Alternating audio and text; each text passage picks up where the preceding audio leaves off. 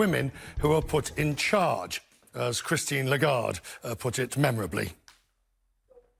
Whenever the situation is really, really bad, you call in the woman.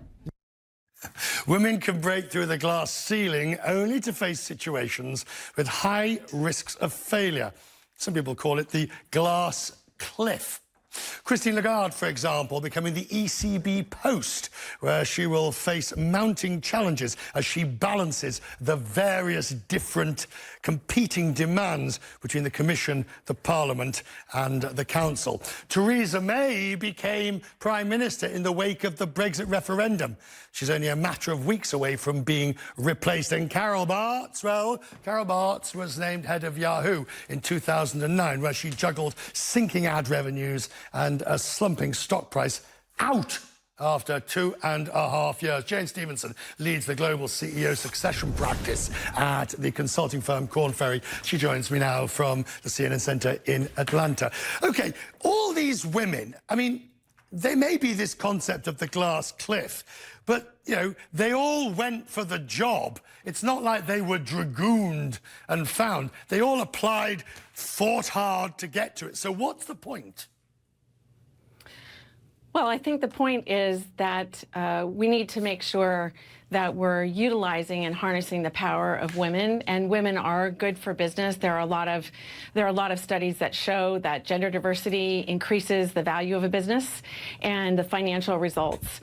But if women are only given the opportunity to lead glass cliff type situations where the probability for failure is extraordinarily high and it's heroism that enables success, then we really lose the opportunity to get the value of women. I see that. But that's suggesting that somehow when these Hobbesian choices jobs come up, these phenomenally difficult, that the selection committee, usually men, only choose women because they think, well, why not? Because it's a fruitless task. Well, wouldn't that be unfortunate? Oh yes, right. But I'm saying, but you know, right, it would be a very unfortunate. But if its glass cliff exists, is it because no one else wants it, or those who are selecting think actually women have better talents? Which is it? Well, I think it's a little bit of both. So, frankly, boards have to make a selection, and if they have a limited choice, they're going to take more risk and get the best risk that they think they can. And sometimes that's the only opportunity that a woman has to jump for it, and so she does. And there are a number of situations where that has been extremely successful.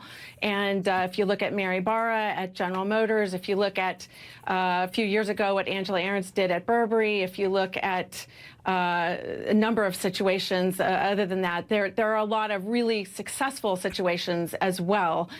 In fact, we looked at 57 women CEOs in our Women CEOs Speak study funded by Rockefeller that really showed an inordinately high capability set. In fact, when we looked at those 57 women against our best-in-class CEO norms, they scored at the 99th percentile or above. So it's not a strictly dismal story. I can certainly see and agree that this idea that women have to believe and perceived that they have to perform further, harder and faster and better because they've got to prove themselves at a level that perhaps men seemingly do not.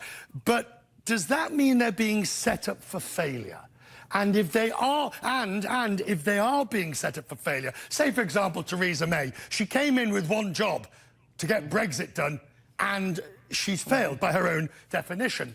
But Christine Lagarde has been a tremendous success at the IMF and World Bank, arguably less so as a finance minister of France.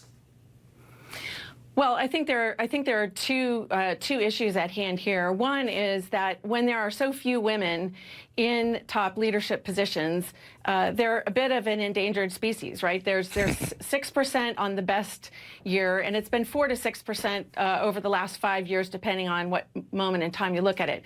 And the fact is that these are scarce resources. And in the business world, if we were looking at other kinds of assets, we would want to leverage those and we would want to make them count. So there's an opportunity here for businesses to actually look at women earlier on, what we found in the Women CEOs Speak study is that there are some key traits and characteristics that can be identified actually as early as late 20s and early 30s. And if organizations look at those potential characteristics, and they're able to actually build the strength of operating capabilities in real jobs, I think we'll see a very different result, and we'll